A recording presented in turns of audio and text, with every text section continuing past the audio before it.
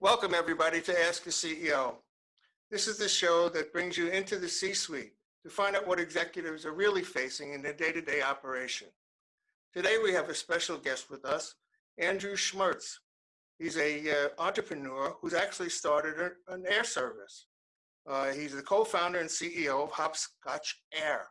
It's an FAA certified air carrier based in Farmingdale, New York, Westchester County, New York, and Teterboro, New Jersey. Hopscotch is a regional air taxi operator servicing the Northeast and Canada.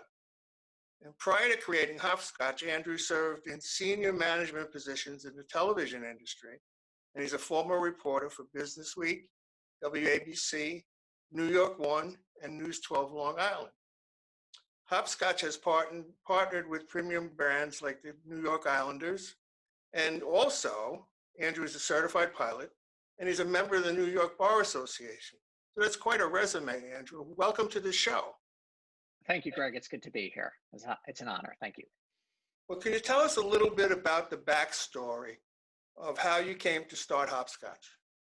Well, it began with the concept of turning a hobby into a business, which is one that I've learned should not be the foundation of starting a business, because when you have a hobby, in this case, flying airplanes, maybe single-digit percentages of what it is to operate an entire business, and specifically an airline. So about 12 years ago now, four of us, there are now two left, Doug Oken, a college friend, and myself are the main business partners of the company, but four of us had set out to start Hopscotch Air. And it was started at a time when there was this excitement over the air taxi concept. Hundreds of airplanes would be buzzing the skies, transporting people, regional service in a new form of transportation, and it would explode across the country. What exploded across the country was a number of bankruptcies and failures, both on the manufacturer side of the aircraft makers and the operator sides.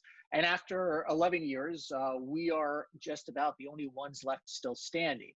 And that's not because I'm not touting myself. It's not because we're smarter than everybody. We've just basically outlasted everybody. It's been a war of attrition, I would say. So that was the kind of genesis of the business. And we took it from there. And at the time, I was working at WNET, which is the PBS affiliate in New York, and building a business from that group.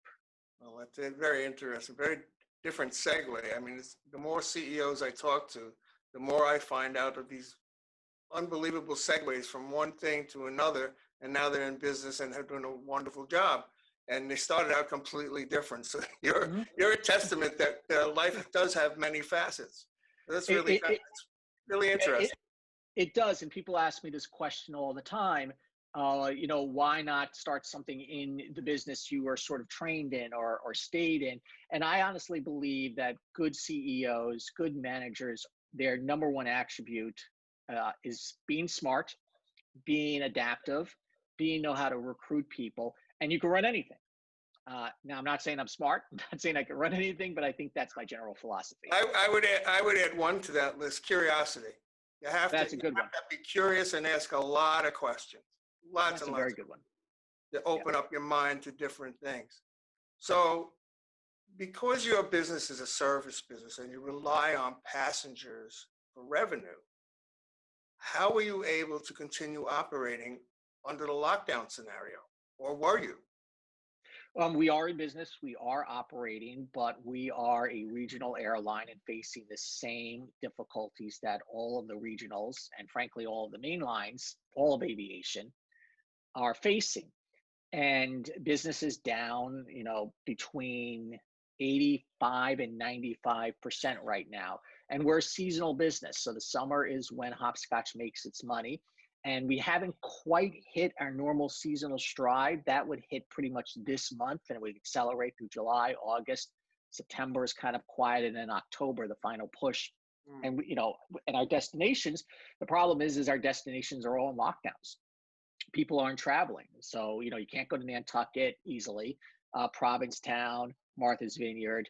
We're beginning service next month to Block Island. We think Block Island, which is a little bit ahead, Rhode Island's a little bit ahead of the other states in reopening. That could be successful. But this is the current challenge we're facing. I mean, in aviation, any day that ends in Y is a challenge. This isn't a challenge as much as it's an existential threat to the entire industry. I agree. My question was, and you started to answer it actually, is now that the summer's upon us, do you think you're going to be able to salvage at least a portion of the season? And have you changed your marketing in any way to try and facilitate that?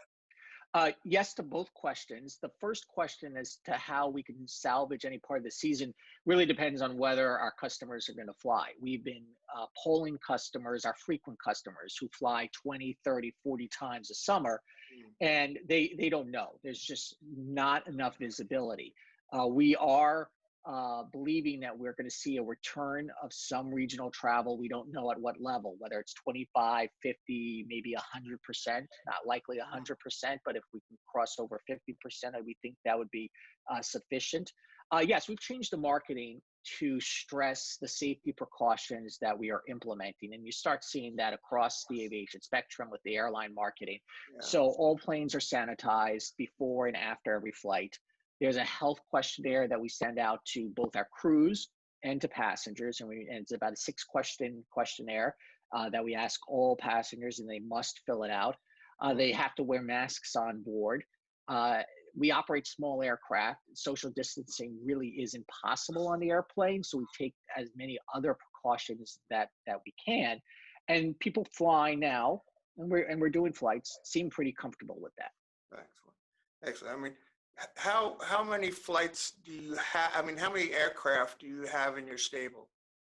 Typically, during the normal season and going into the season, we had 6. We've had as many as 10. We pulled back a little bit, downsized the company, actually did more flights when we downsized the company. So we typically have 6. We have grounded a number of airplanes because airplanes are expensive to operate. There's expensive insurance costs. There's timely maintenance that has to be done. So we made a strategic decision to ground those airplanes. And we're operating right now with 4 airplanes in the fleet. And at the moment, that's even too many. The other day I interviewed Kristen Jarnigan from Discover Long Island, and she was very hopeful that we're going to reopen and we're going to have at least a good half of the summer once we get reopened. So let's hope that that's true, right? Mm-hmm. Yep. So in terms of revenue, we know that you're taking a disastrous hit, just like many of us, right? We're trying to figure this out. But how else, besides revenue, did you adjust the company in terms of the COVID crisis? What were the things you changed? Well, we've maintained our staffing levels, and we've been able to do that because of 2 government programs. We all know the Small Business Administration's Payroll Protection Program. We received funding from that. We were also eligible for the Treasury Department's CARES Act, which provides significantly more money and to the airlines. And so we were successful in obtaining both of that. That only, however, pays salaries. That doesn't pay any of your fixed costs beyond salaries, overhead costs. And aviation is a capital-intensive business, as you know. We need cash from somewhere else. So we are looking at other solutions. We don't think we have to implement them just yet.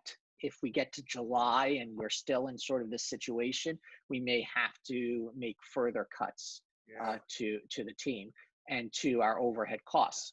And we just don't know yet. And the airline industry is heavily regulated.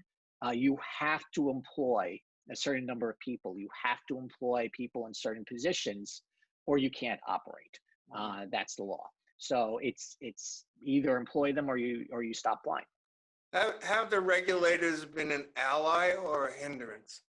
The FAA has been enormously good during this time. They've reacted faster than anybody has ever seen the FAA act. So, for example, we have to do check rides. We have to give pilots instruction. We have to do certain drug testing. All of those regulations have been loosened, provided you have a program in place, sort of an alternative method of compliance is what the government phrase is, that you can do it yourself. And so we've been doing that and proving to the FAA that it's just as safe. And I give the FAA enormous credit. They're under enormous stress as well. to accomplish all of this. So they have been good so far. It's nice to know that the government once in a while gets it right. So that's a really positive thing for you guys. So many of the CEOs that I talk to are finding different ways to improve their processes and the way they do business and the methodology that they use under the crisis, that they're saying, hey, you know what? We didn't do this before, so maybe this is something we should do going forward. Have you run into anything like that in your organization? It's an interesting question. We don't do flight training, but in the flight training environment, many friends of ours work in flight training. They had never really done virtual courses. And that was partly the FAA required in classroom courses. The organizations tend to be a little old school, but they've been forced into virtual courses, and that has been very successful. And I think that will outlive the pandemic. For Hopscotch, unfortunately, you have to get on the airplane and fly somewhere. And so that's the main business, the only business. And so that you can't really change. What we have changed is our communication to customers. It's interesting, they ask different safety questions. Before the pandemic, they asked, how do I know the wing's not going to fall off and the pilot is going to drop dead? Now they don't care about those questions. Now it's all about COVID-19 and staying safe. I would say the one main change in our business model has been to introduce more scheduled service. We're an on-demand carrier. So you can call up, you want to fly tomorrow at noon, we'll have a plane there for you. We do that business, but we are adding actual scheduled service, that 5 p.m. flight from Westchester to Block Island, for example. And the purpose of that is to kind of generate more awareness to a wider community. And we'll launch it in July, and we'll see how that works out. So we are looking at other business models. We've also been increasing our talks in the urban air mobility and concept, which is the sort of Uber of flying. There are these new aircraft that are going to design to travel between the west side and the east side, but they're going to need an operator who has experience and has all the licenses. And we're speeding up those conversations now, thinking that transition might happen quicker. That's very interesting. You have a picture of these autonomous little flying drones going here, there, and everywhere like taxi cabs. Yeah, we don't think they'll be autonomous, and we don't think they'll be electric. We think they'll be more of a traditional aircraft with vertical and takeoff landing capabilities, which exist now. So I've asked all the CEOs that I've interviewed, and it's kind of an open-ended question, and deal with it as you will. But I'm asking for an estimation in your astute mind. What do you think has got to happen for us to be reopened? And also, when do you think that we'll see something that looks something like normal? So for aviation, you have to accomplish a couple of hurdles. You have to know substantively that your odds of getting sick are equivalent to the odds of getting sick beforehand. So what would be the normal colds or normal flus or et cetera, that. So to that point, I think, we need effective medication, I guess, to make people feel comfortable. The second is the psychological impact, which is people actually need to feel like this is going to be a safe mode of transportation going forward. And I think that tail, the long tail of discomfort, is going to last a little bit longer than the actual discomfort, the actual risk. And the third is that business processes simply have changed. The Zoom calls, for example, that everybody's having, people are discovering new ways to conduct business, and that may have the longest tail of all, that you don't have to be in Boston for that 9 a.m. meeting. And you can, and by the way, this is a new technology, right? We've been using technology in one way or another for a number of years now, but more and more people are now comfortable using that technology. And whereas before you said you had to be face-to-face to close a deal, for example, we work with a construction company that would travel frequently to Pennsylvania, now are doing Zoom calls. You don't have to be face-to-face. And so that is another obstacle. So for the aviation industry, I've heard estimates that 2019 levels of flying will not return until 2023 or 2024. Wow. Yeah. I've been hearing quite a bit of that, and as depressing as it is, I think us people with an entrepreneurial vein just are going to go as forward as fast and as hard as we can until Hmm. we hit that wall. I think failure is not an option, quite frankly. No, it's not. And then you have to break through the wall. And Yeah, and you're right when you say failure is not an option, because that's been hopscotch. I mean, we are successful, but we're not a tech company. We're not wildly successful, and our margins are such that things go upside down very quickly. And we need to make a certain amount of money in the summer to offset the winter. all right, yeah. Yeah. So, Andrew, really, I have to thank you very much. I think the only way we're going to get through this as an economy is if we do it together. We're smart, if we're cautious, aggressive with trying to go out and get that business that we had before the door closed, and use that as our gauge of where we need to get back to as quickly as possible. I think we'll make it. I just hope Mhm. that the citizenry and everybody else just takes the guidelines to heart. And even if you don't agree with all of them, they're there for a reason. And if you ignore them, you're going to ignore them at your own peril. So I think you're doing the right thing in terms of making sure those aircraft are all spotless and sanitized so that your passengers can have comfort. You're doing the correct social distancing with the masks and the gloves and all that good stuff. So I think the world is going to come around at some point because this is America. We're not going to lay down, right? I think that's absolutely true. And I want to throw in one other thing that you're doing, which is communication and communicating between leaders of companies in different industries and in the same industry. And this is a really important point. In aviation, we never really talk to each other. We were always afraid that the other guy's going to steal the next idea. And this has really brought together CEOs and leaders of companies to discuss ideas. And it's shows like yours that are helping to facilitate that. So I thank you as well. No, thank you very much. I think we all can support each other. We can become friendly competitors. There's many, many of them that I have in my field that are my trusted allies, quite frankly. So I thank you again, Andrew. Be well, stay safe, fly safe. You too. Thank you. It's been a pleasure. Bye now.